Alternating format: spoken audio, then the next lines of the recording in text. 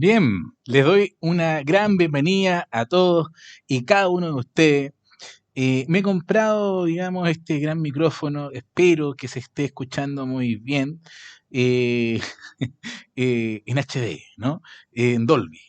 Y vamos a partir con un tema que es relevante. Hemos terminado el tema de la culpa, ahora vamos con el dolo, materia que igual se va a tratar en la clase sincrónica. Sin perjuicio de lo cual, vamos a hablar de todas maneras, repasando lo que vimos la semana pasada respecto al dolo y en particular la culpa intencional. Nosotros sabemos que hoy por hoy no podemos contestar lo que es dolo, lo define el artículo final del artículo 44, como la intención positiva de inferir injuria a la persona propiedad de otro. Que bueno, tiene buena memoria, pero no sabes hablar el derecho, argumentar el derecho y lograr, ¿no?, esa mise en scène, esa puesta en escena para poder concretar tu teoría del caso. ¿Ya? Entonces, es importante señalar que, si bien es cierto, hay una definición legal, hay que hablar de la naturaleza jurídica, y por cierto, el dolo es un vicio de la voluntad. ¿Ah? Y además, hoy, como estamos con la teoría de la responsabilidad, es un elemento integrante de una de las fuentes de la responsabilidad y de las obligaciones también, que es el delito civil. Ahora, esta definición en forma estricta se ha fallado, ¿no? Que este debe consistir en actos o manifestaciones de la voluntad positiva y formalmente determinado a causar daño, eh, el daño que se reclama en dos palabras. O sea, es una maquinación fraudulenta. ¿Y una maquinación qué significa? Es una máquina con piezas, ¿cierto? Que se mueven con engranajes. Entonces, tú colocas todo eso de engranaje para lograr un fin, ¿no? Una maquinación, una puesta en escena. Y bueno, eh, lo que nos ha dicho por supuesto, la Corte Suprema, entonces, de lo que significa esta maquinación fraudulenta, este dolo, como parte integrante de la responsabilidad extracontractual, como fuente de las obligaciones, a diferencia, ¿no?, por ejemplo, del cuasi delito, que el delito, la Corte Suprema ha dicho, se describe como la intención de causar un daño. O sea, el acto consciente, cognitivo y volitivo, ¿no? El acto consciente entre el querer, cognitivo, y el deseo de producirlo, cognitivo, y el resultado propuesto, ¿ya? Y ese resultado propuesto significa que logré, ¿no?, exterioricé una conducta. Ahora, eh, en cambio, ¿no?, el cuasi delito, ¿no?, se haya evidentemente configurado por su elemento esencial, que es la culpa, y acá el victimario, digamos, ¿no?, el sujeto activo, al ejecutarlo no tiene la intención de positiva, ¿ya?, de poder inferir un daño tanto a la persona como al bien, ¿no? Entonces, el concepto de dolo indica entonces y corresponde estrictamente lo que ustedes ya conocen como dolo directo. ¿Ah? Esto lo estudiaron cuando vieron el negocio jurídico. Me refiero yo al acto jurídico. Entonces, claro, el dolo directo refiere a los casos en que el autor no solo ha previsto y aceptado el daño, sino que además ha querido eh, que este ocurra, ¿ya? Por lo tanto, su intención es animus dañandi. No voy a decir otra palabra, animus dañandi, ¿ya? No, el tema del examen no, animus dañandi. Entonces, y por ello, la conducta es considerada por C ilícita y genera siempre responsabilidades para su actor, salvo que tenga un eximente, digamos, ¿no? Ahora, eh, Alessandri concluye, ¿no? Alessandri concluye que el dolo transforma en ilícito todo acto. O sea, ¿por qué? Porque es en sí un ilícito. Ahora, No me cabe duda que el concepto recién transcrito, comentado a propósito del inciso final del artículo 44 de nuestro título preliminar de nuestro Código Sustantivo, incluye un poco lo que se llama dolo eventual, ¿ah? Donde el autor de la conducta no pretende dañar, aunque se representa la posibilidad de dañar, como una consecuencia de su acción. Entonces, la excelentísima Corte Suprema, en diferentes fallos, ha dicho que el dolo eventual, cuando el sujeto se representa la posibilidad de un resultado que no proponía causar, pero que, en definitiva, eh, lo acepta, lo ratifica para el caso del evento que llegase a producir. O sea, lo ve como una consecuencia necesaria. ¿Sí?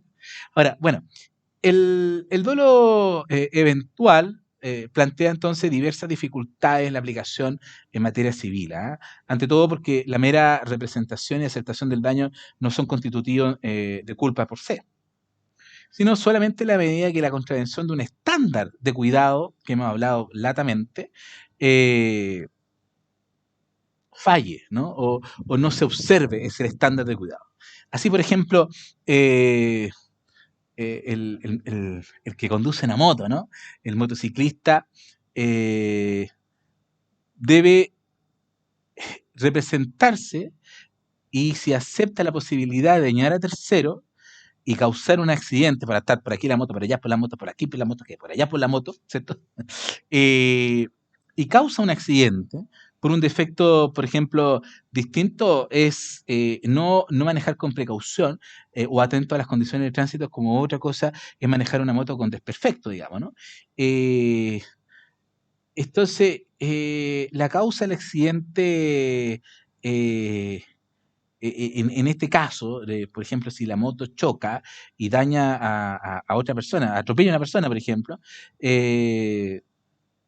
si es por un defecto, no sé, de desgaste de una, a pesar de que tomó todas las precauciones, podríamos señalar que él podría llegar a ser responsable siempre y cuando se demuestre que no tenía la revisión técnica al día. Pero ese es el estándar, ¿te das cuenta? Ahora, si no pudo prever ese desperfecto, no podemos hacerlo responsable, ¿ya? Ahora, eh, además, toda forma de dolo supone indagar, por supuesto, eh, la parte de subjetividad del actor, ¿no? Y que evidentemente nosotros sabemos que la regla general en Chile no es la responsabilidad estricta u objetiva, sino que es la responsabilidad subjetiva que se debe probar el actuar doloso o culposo. Ahora, por otra parte, la distinción entre dolo directo y eventual carece en definitiva de importancia, porque si hay daño hay que reparar. ¿Ah? Lo importante hay que atenderse al daño, digamos, ¿no? El dolo directo, la licitud está dada por la voluntad que tiene la intención de dañar. En cambio, la culpa grave consiste en la infracción objetiva de un modelo de conducta y que no se observó. Eh, Ahora, hay grandes diferencias entre culpa grave y dolo. ¿Ah? Yo he explicado también en otras clases que el legislador asimila. Dice, oiga, usted es tan irresponsable que no maneja los negocios ajenos con tal cuidado y diligencia que aún los hombres poco prudentes emplean sus negocios propios. O sea, tú estás administrando algo sumamente negligente. Entonces, no observa la conducta exigida de culpa leve, por ejemplo. Entonces está hablando de un hombre inferior al medio, culpa lata, grave. Y el código lo asimila al dolo. Pero no es dolo. Es como si estuviese actuando con dolo. Lo asimila. Pero no es dolo propiamente tal. Es como si estuvieras actuando dolo. Hay una similitud, ¿no? Por el grado de irresponsabilidad en la administración. ¿Ok? Entonces, eh, Entonces, entonces, aunque los efectos sean en principio los mismos, tanto la culpa grave o dolo, porque se asimila al dolo en materia civil, dice, eh, me refiero a la culpa lata cuando lo define el código, la culpa grave y el dolo plantean algunas diferencia en relación con las condiciones para dar establecida o, o que nazca la responsabilidad. Es así que, por ejemplo, la prueba del dolo. La culpa es esencialmente objetiva, ¿no? O sea, uno observa, tenía que actuar de tal manera, actuar ya responsable, ¿no? El dolo, en cambio, se caracteriza por la necesidad de poder probar, ¿ah? De poder probar. Eh, entonces, el dolo, claro, es la intención del actor, ¿no? Entonces, para estar establecida o dar por establecida la culpa grave, bastaría acreditar la negligencia, la conducta, que se que recibe una conducta negligente, ¿cierto? Y los hechos que muestran que se ha incurrido en una especie de negligencia. Sin embargo, sin necesidad de haber probar un elemento que no es constituyente de la culpa, que es la intención. En cambio, el dolo, yo debo probar la intención. Yo debo probar esa maquinación fraudulenta, la intención positiva. Lo debo probar. Entonces, para Alessandri, el dolo, sea de acción o de omisión, se aprecia en concreto. En cambio, el juez debe examinar la conciencia de su autor, su estado de ánimos, pues, o sea, el ánimos doloso, ¿cierto? Puesto que consiste en la intención de dañar, animus dañandi, ¿no? Como habíamos hablado, lo planteado, ¿no? En este video. Ahora, importante es que esta intención solo puede conocerse, ¿no? Analizando los móviles que los van a guiar, o sea, cuáles fueron los fundamentos o móviles que movieron al actor a actuar en forma intencional, cuáles fueron su objetivo, ¿no? Bueno, es un poco en cuanto a la prueba, ¿no? Entonces, resumida, cuenta, la culpa no hay que probar la intención, hay que probar, por supuesto hay que probar la culpa, no me cabe duda. Pero basta observar y probar el actor negligente. Ya, bien. En cambio, el dolo, lo que hay que probar es la intención. Ya. Abuso de derecho. Abuso de derecho, en sentido estricto, se actúa en abuso de derecho si se tiene una intención de causar daño, ¿eh? Por ello, es totalmente indiscutido que el abuso del derecho se asimila al dolo directo, digamos, ¿no? El ilícito radica precisamente en el propósito de dañar que subyace a la acción y que por tanto la hace ilícita, a pesar de que formalmente se encuentra amparada por un derecho subjetivo. Ahora, o sea, yo ejercito mi derecho, pero abuso de él. Y eso quiere decir que en el fondo, si detrás bambalina, hay una intencionalidad.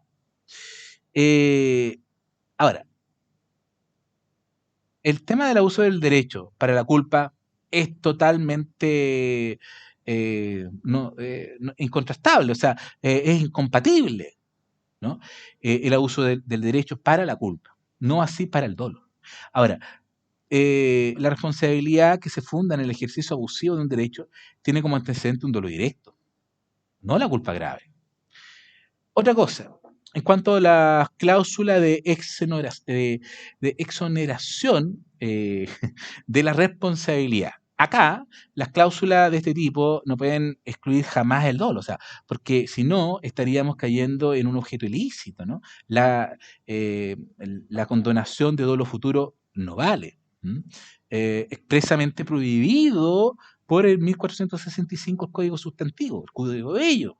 ¿Por qué? Porque nosotros hablábamos, claro, uno puede establecer cláusulas de irresponsabilidad, ¿ah? Uno puede, la futura, la víctima potencial podría renunciar a sus derechos, pero con tal solamente interés personal renunciante no esté prohibida su renuncia. Y en este caso, en el 1465, nos prohíbe renunciar. ¿Te das cuenta, no? O sea, si leemos algo básico, ¿no? Eh, que, que a propósito del artículo 12, ¿no? Se podrán renunciar los derechos con tal que solo miren el interés personal renunciante y no esté prohibida su renuncia. Y en el 1465 se prohíbe la renuncia. ¿Qué más claro? Más claro que el agua. Facilito, ¿viste? Ya. Sigamos. Ahora, en lo que respecta a la culpa grave, en cambio, en principio no hay dificultades, porque en materia de una cláusula de exoneración de responsabilidad, como estamos conversando en este video, siempre está referida a ella de forma específica. Puede ocurrir que alguien esté dispuesto a aceptar el daño debido al extremo de descuido del otro, pero no hay razón de orden público o buenas costumbres que impida esa convención, pero no se puede significar o representar, como se ha dicho, que se está condonando el dolo futuro, porque no hay una disponibilidad en cuanto a este tema de condonar, ¿ah? Que te hagan daño, ¿no? Que es la intención. Bien. Ahora, en cuanto a la mera negligencia, o sea, si el dolo en relación a culpa grave, en relación a la mera negligencia, nosotros sabemos que, por ejemplo, contraria en materia penal, verbigracia, encontramos, ¿no? Tratándose de responsabilidad, sí, y a diferencia de lo que pasa en materia penal, ¿no? En la responsabilidad civil extracontractual, los efectos del dolo y la culpa son en principio idénticos a lo de la mera la mera negligencia, ¿no?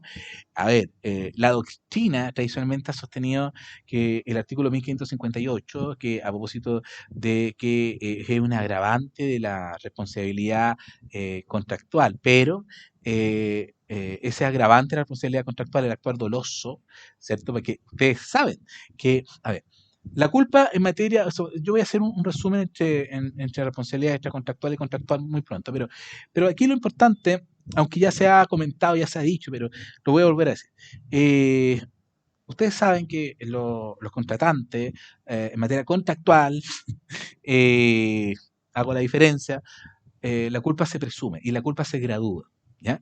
Eh, y el efecto, a propósito de la visión tripartita del dolo o la unicidad del dolo, es que agrava la responsabilidad contractual. Toda vez que los contratantes no solo van a responder los perjuicios previstos, aquellos que pudieron prever al momento de concurrir con su poder del alma, con su voluntad, a celebrar aquel negocio jurídico. Entonces, ellos pudieron prever ciertas circunstancias, pero el actuar doloso de uno lo que hace es que no solo van a responder los perjuicios previstos, sino también de los imprevistos. ¿Y qué pasa con la responsabilidad? Se agrava la responsabilidad contractual. Bien, estoy modulando bien. Ya, muy bien. Me dicen, ¿eh? Cualquier cosa. Ya. Soy material abierto, soy un libro abierto para ustedes.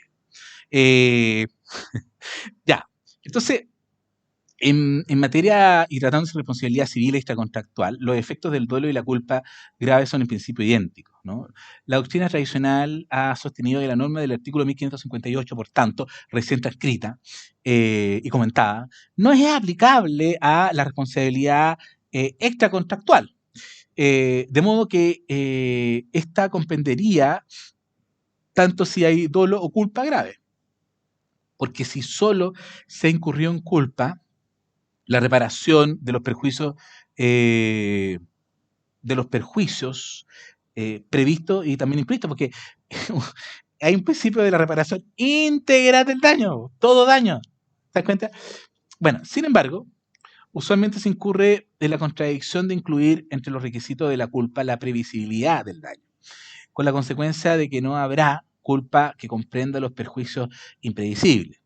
La previsibilidad suele aparecer además al momento de dar por establecida la relación causal entre el ilícito civil y el daño, a propósito del elemento de la responsabilidad extracontractual que hemos hablado, que es nexo causal, ¿no? La relación de causabilidad entre la acción y el daño producido, el perjuicio producido.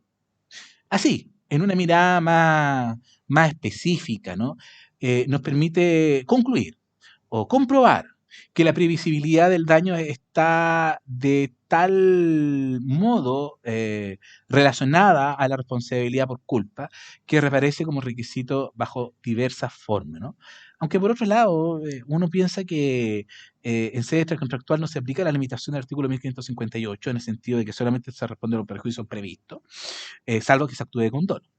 En verdad, aunque en principio la responsabilidad extracontractual comprende la reparación integral del daño, como se había señalado a la luz del artículo 2329, inciso primero, por regla general, todo daño que pueda imputarse malicia o negligencia debe ser reparado, ¿ya? Para que no lo tengan que leer, ¿ya? Inciso primero. Ahora, bueno, leanlo, qué importante. Ocurre que en este artículo, ¿no? Para dar establecida la responsabilidad es necesario construir normativamente los conceptos de culpa y de causalidad, de modo tal que la previsibilidad es elemento condicionante de la responsabilidad por culpa. Queda fuera el ámbito reparatorio natural de los perjuicios imprevisibles, por supuesto, o sea, no de los previstos, ¿no? Finalmente, debemos tener presente que en cuanto a la culpa grave y la gravedad del mismo, no es indiferente a la práctica eh, jurisprudencial, ¿ah? Relativa a la reparación del daño moral, por ejemplo. En esta materia se ha abierto un amplio espacio de responsabilidad extracontractual. Los jueces, al momento de valorar el daño moral, no son indiferentes, por tanto, a la gravedad del ilícito, ¿ah? Ni a la intensidad del daño sufrido. La indemnización del daño moral tiene así una función latente de pena civil, además de la de estrictamente reparatoria. O sea, ello trae aparejado, ¿ah? Eh, Ergo, que los daños provocados por el dolo o la culpa grave tienden a dar lugar a situaciones de mayor debida a la mera negligencia, pues, digamos, ¿no? Y por lo tanto, los jueces deben ver eso. ¿Ya? Bueno, el daño ahora, el daño. Ya, último elemento, ¿no? Hemos hablado un poquito de la capacidad intelectual, con esto vamos a ya a entrar finalizando la unidad 3, ¿cierto? De nuestro plan de la asignatura, claro, la unidad 3. eh, y después, ¿ya? Después del paralelo que quiero hacer de responsabilidad civil y contractual, que es muy breve, por cierto, quiero empezar en estos videos semanales, tratar de alcanzar analizar ciertos casos jurisprudenciales, brevemente, por supuesto, y cuáles son las relaciones importantes con nuestro ramo. ¿Ah? Quiero finalizar los videos semanales con esa magnitud de entendimiento, creyendo, como siempre, plenamente en su capacidad de estudio y además en que el ramo de Derecho Civil de nosotros es más importante. ¿Ah? Y y que se motivan no por la nota, sino porque efectivamente les gusta el ramo. ¿M? Derecho civil en general estoy hablando. ¿Eh? Ya, no dando más la lata, el daño es un requisito sine qua non, dice don Pablo Rodríguez Gre, en su tratado de responsabilidad extracontractual. Y un requisito sine qua non de la responsabilidad, ¿no? El daño es un elemento sine qua non, condicionante a la responsabilidad civil extracontractual. Y esto existe una marcada diferencia con el derecho penal. ¿Por qué? Porque en ciertos casos impone una responsabilidad sin exigir una ocurrencia del daño. Por ejemplo, hay delitos que son de peligro. O sea, los delitos de peligro que ustedes ya lo manejan, pero excelente, ¿no? Los delitos de peligro son aquellos que no es necesario que exista un daño. Por ejemplo, en la feria están vendiendo remedios, ¿ah? Y se encuentran vencidos, ¿no? O el yogur vencido, ¿no? Había una cantante que se llamó Chiquitita, ¿no? Mueve el ombligo, no me acuerdo, pero bueno, me acordé, perdón, de los yogures vencidos. Si yo coloco en un almacén un yogur vencido, ¿cómo se llamaba esa? Bueno, no importa, ustedes ya después se la a recordar. Esa, un yogur vencido y un niño no muere, pero se intoxica, digamos, ¿no? Le duele la guatita, ¿no? Cristel, El cristal, bueno, ya. Evidentemente no es necesario que un niño se encuentre, o sea, se produzca esa intoxicación en un niño o una persona, quien sea. Basta con lo colocar a la venta ese remedio vencido o ese yogur de malas condiciones, digamos, ¿no? Bastaría con eso, ¿ya? Y eso es un delito de peligro. Bueno, acá a diferencia del derecho penal, ¿no? El daño es algo que sí se exige, o sea, que debe acaecer, ¿ya? En materia de responsabilidad civil extracontractual, ¿ya? Y en materia contractual también, porque se existe unos requisitos del perjuicio del acreedor, ¿ah?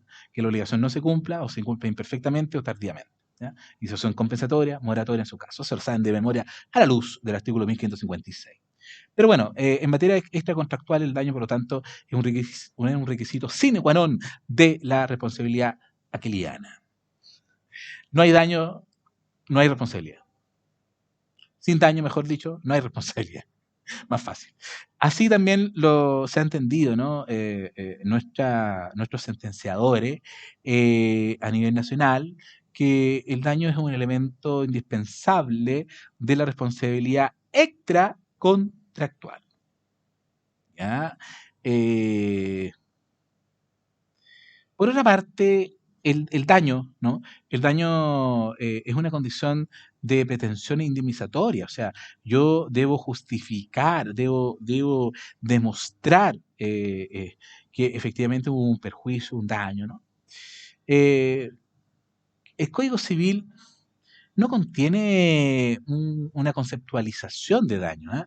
Eh, pero podemos colocar que un detrimento, sinónimo perjuicio, menoscabo que recibe por culpa de otro, eh, tanto la propiedad como la persona, ¿no? En materia civil el daño es sinónimo de perjuicio, en dos palabras, ¿no?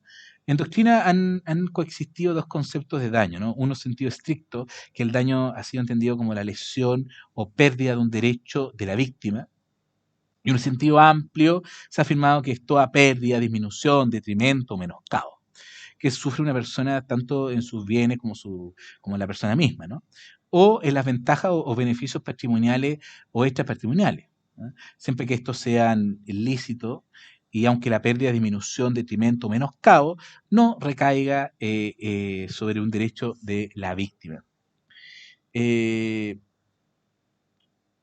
la opinión dominante, podemos señalar finalmente que el daño no solo se refiere al menoscabo de un derecho, sino también a la lesión de cualquier interés cierto y legítimo. Así se ha pronunciado a propósito de la responsabilidad incluso precontractual, ¿no? La expectativa, ¿no? Bueno, así la jurisprudencia francesa se ha aplicado este concepto bastante amplio del daño en el caso de una madre que demandó el resarcimiento de daño material sufrido por la muerte de su hijo, fundada en la ayuda pecuniaria que éste le proporcionaba, digamos, ¿no? Y que se ha fallado de acuerdo al derecho nacional, o sea, no es un factor decisorio para acoger la acción, pero se haya justificado la calidad de heredera de la víctima, ¿te das cuenta?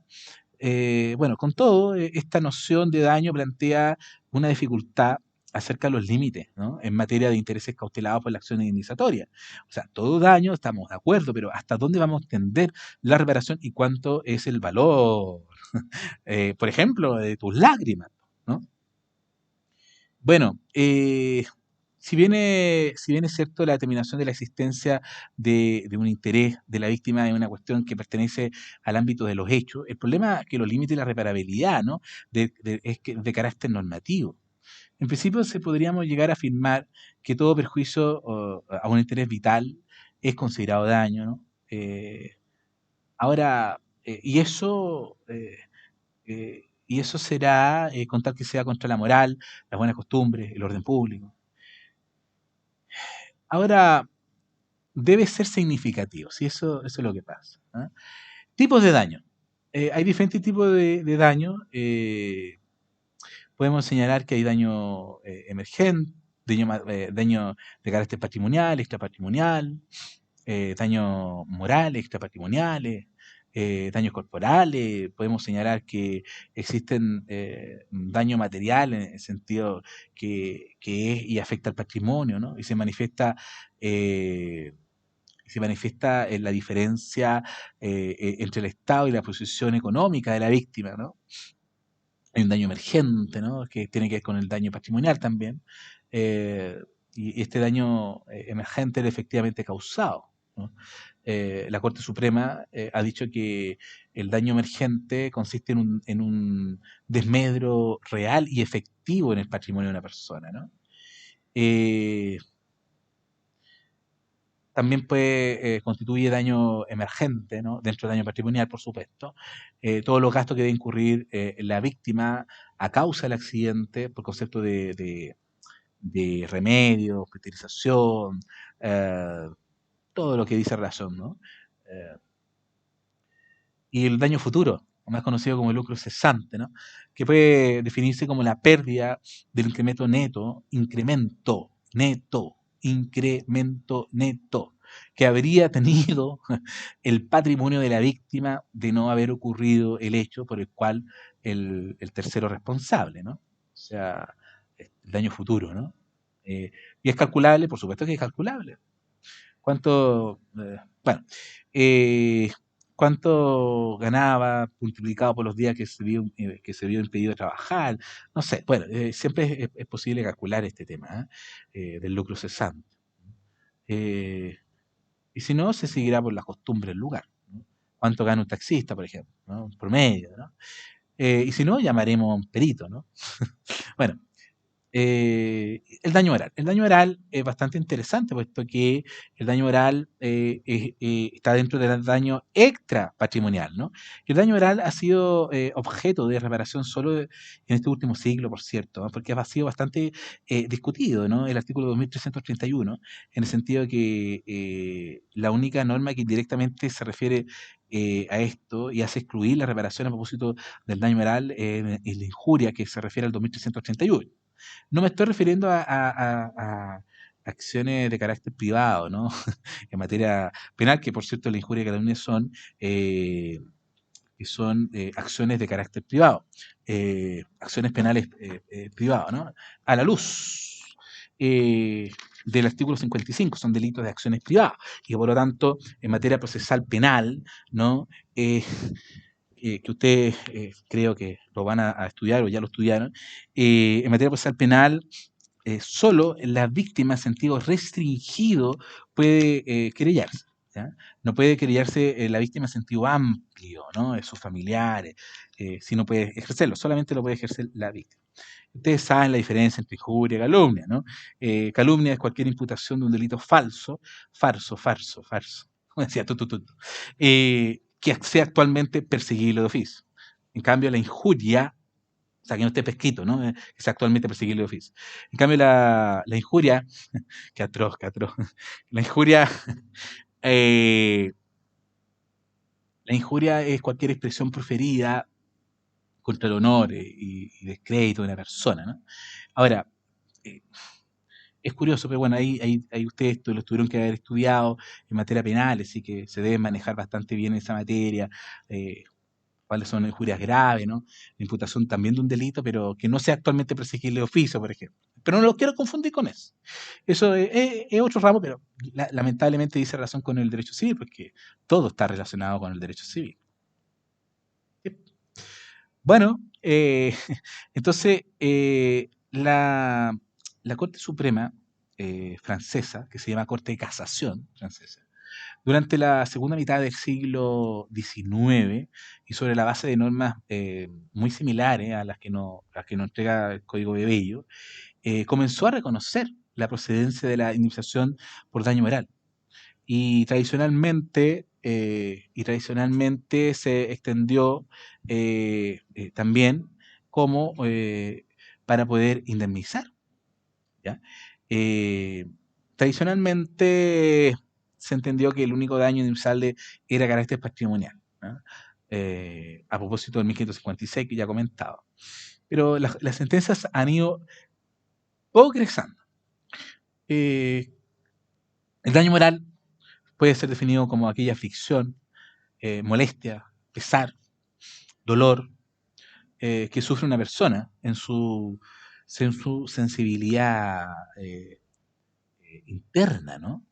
Y que se puede demostrar eh, físicamente también.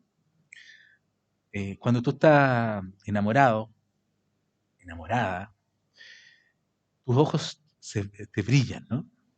Hay una actualización. ¿Ya? Cuando tú estás triste, tus ojos no están muy apagados, ¿no? Y cuando tú estás feliz, tus ojos están como chinitos, tú estás sonriente, ¿no? Porque te gusta lo que estás haciendo.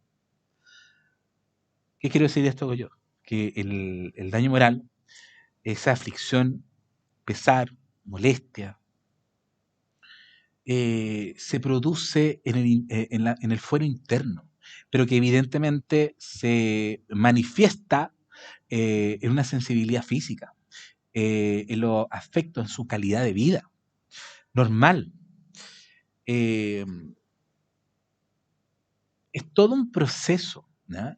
En el cual podemos señalar eh, cómo valoramos todo nuestro dolor, ¿no? El pretium doloris, ¿no? El pretium doloris, tal cual, pretium doloris, ¿ya? O precio del dolor. ¿Mm?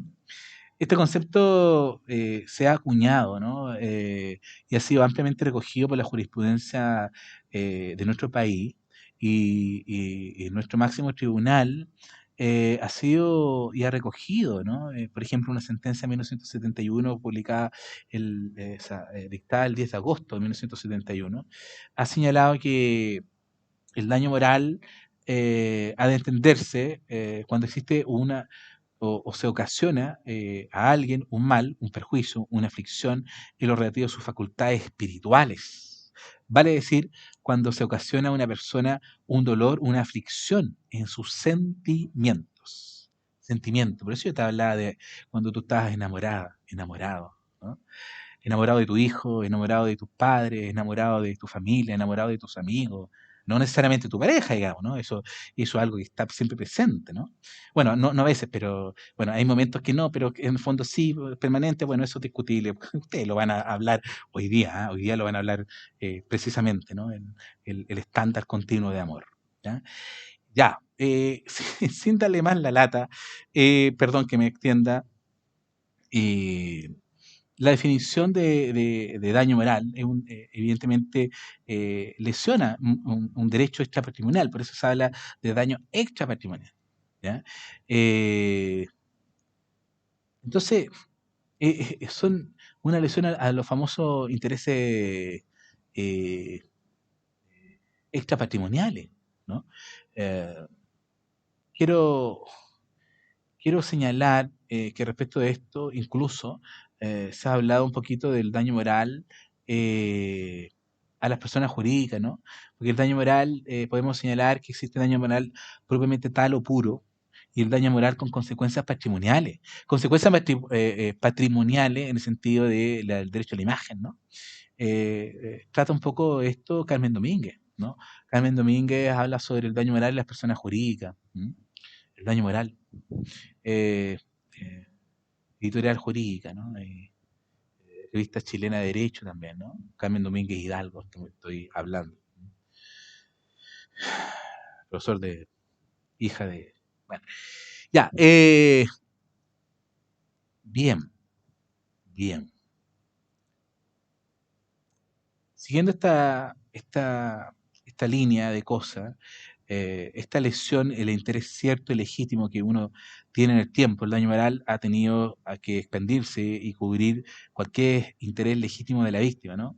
Una clasificación elemental de estos tipos de intereses, podríamos llegar a decir, del perjuicio moral son los atributos de la personalidad, tales como de la personalidad. Por ejemplo, el honor, la intimidad, la imagen, cuya lesión involucra generalmente aspectos patrimoniales como extrapatrimoniales. Intereses relacionados también con la integridad física y psíquica, por lo que yo te decía, ¿no? El dolor corporal, eh, incluso cualquier tipo de deterioro normal en la vida familiar, sexual, afectiva, eh, la autoestima. La autoestima o consecuencia de las lesiones, ¿no? O pérdida de miembro inclusive, ¿no?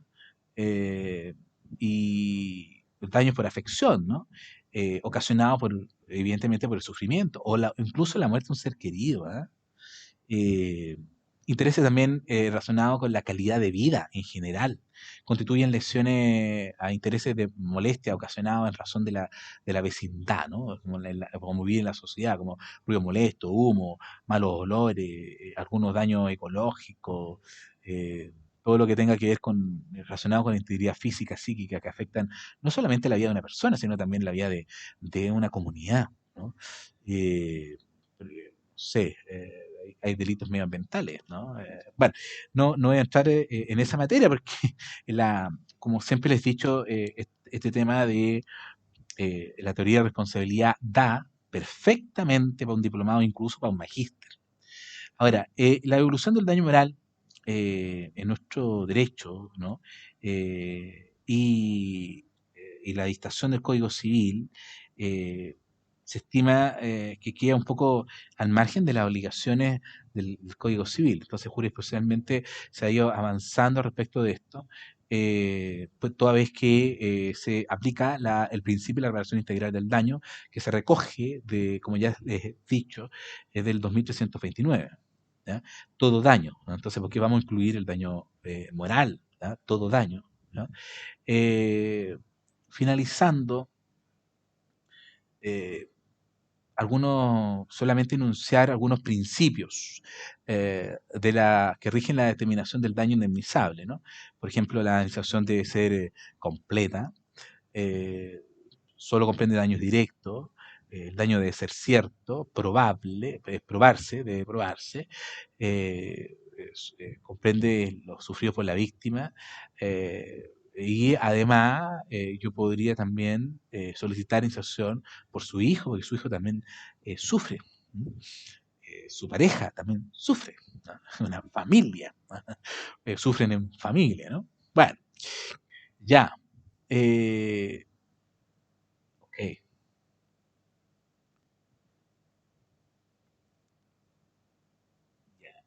Con esto, sí, con esto damos por terminada nuestra unidad 3 del plan de la asignatura. ¿Ya? Vamos al próximo video, vamos a hacer un paralelo para finalizar entre responsabilidad contractual y extracontractual.